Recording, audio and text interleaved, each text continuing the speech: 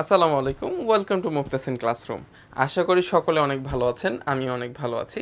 আজকে আমরা শুরু করব পার্ট অফ স্পিচের খুবই গুরুত্বপূর্ণ একটি টপিক, সেটি হচ্ছে ভার্ব।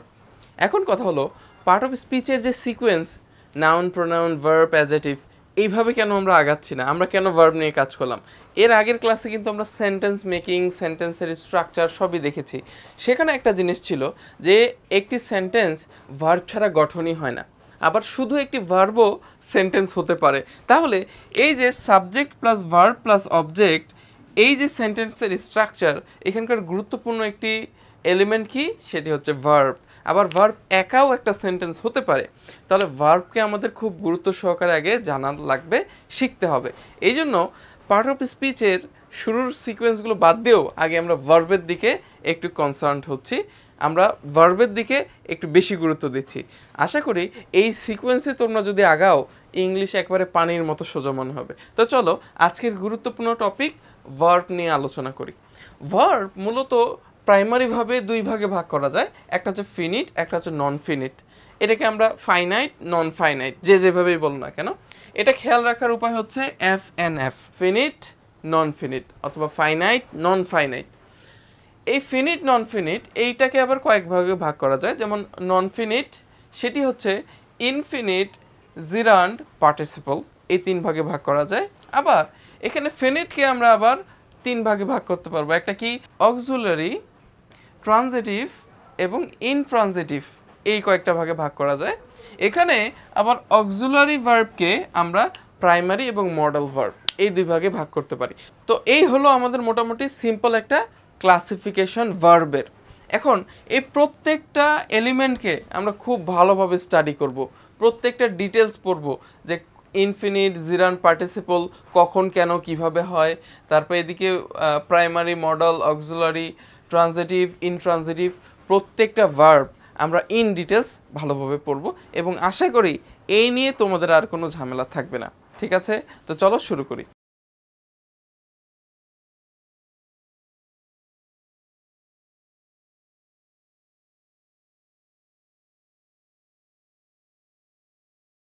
তো প্রথমেই আমরা ট্রানজিটিভ এবং ইনট্রানজিটিভ এই ভার্বগুলো সম্পর্কে জানবো। দেখো আমি লিখেছি ট্রানজিটিভ ভার্ব কোনটি, যেই সেন্টেন্সে অবজেক্ট থাকে সেই সেন্টেন্সে যেই ভার্বটি ব্যবহার করা হয় সেটি মূলত ট্রানজিটিভ ভার্ব।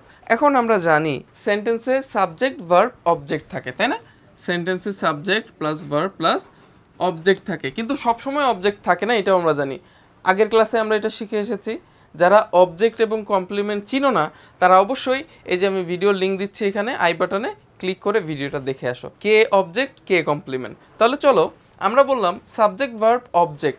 যদি এই সেন্টেন্সে অবজেক্ট থাকে, তাহলে তার সামনে যে ভার্বটা থাকে সেটাকে মূলত আমরা ট্রানজিটিভ ভার্ব বলি। বোঝা গেছে?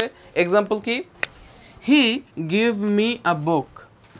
এখানে দেখো হি গিভ মি, এই যে মিটা মূলত কিন্তু অবজেক্ট, আ বুক এটাও কিন্তু অবজেক্ট। তো প্রথম কথা, এটা কিন্তু অবজেক্ট, মি কি অবজেক্ট। কিভাবে বুঝবো অবজেক্ট?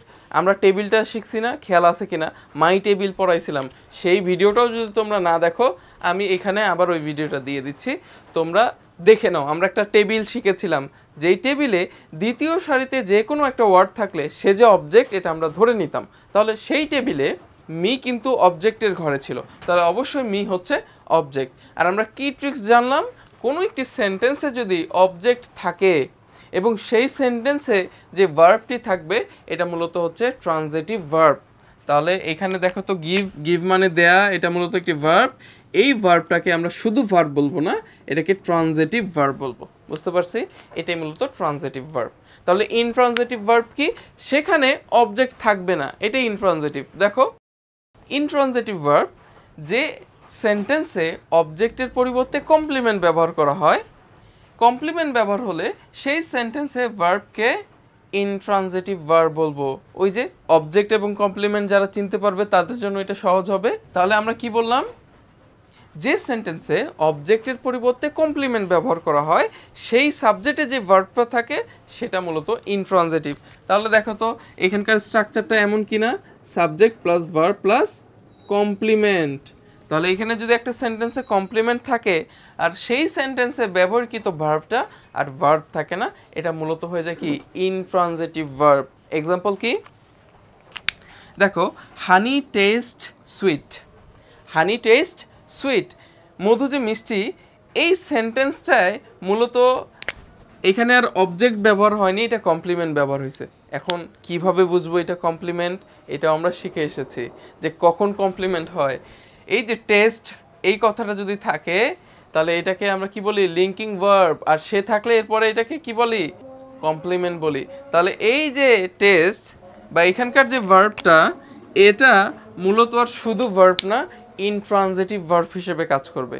বুঝতে পারছি? তাহলে সামারি কি, কোনো একটা সেন্টেন্সে অবজেক্ট থাকলে সেই ভার্বটাকে আমরা কি বলবো ট্রানজিটিভ ভার্ব, আর যেখানে কমপ্লিমেন্ট থাকবে সেই ভার্বটাকে আমরা বলবো ইনট্রানজিটিভ ভার্ব। বোঝা গেছে? এখন এখানে একটা কথা যে ভাই এটা তো আমরা শিখে এসেছি এটা লিঙ্কিং ভার্ব। হ্যাঁ, এটা লিঙ্কিং ভার্ব, অবশ্যই এটা লিঙ্কিং ভার্ব, কিন্তু আমরা যখন ইনট্রানজিটিভ নিয়ে কাজ করছি তখন এটা লিঙ্কিং ভার্বের পাশাপাশি এটা কি ইনট্রানজিটিভ ভার্বও। বুঝতে পারছি? তাহলে যেটাই এখানে লিঙ্কিং ভার্ব এটাকে আমরা ইনট্রানজিটিভ ভার্ব বলতে পারি।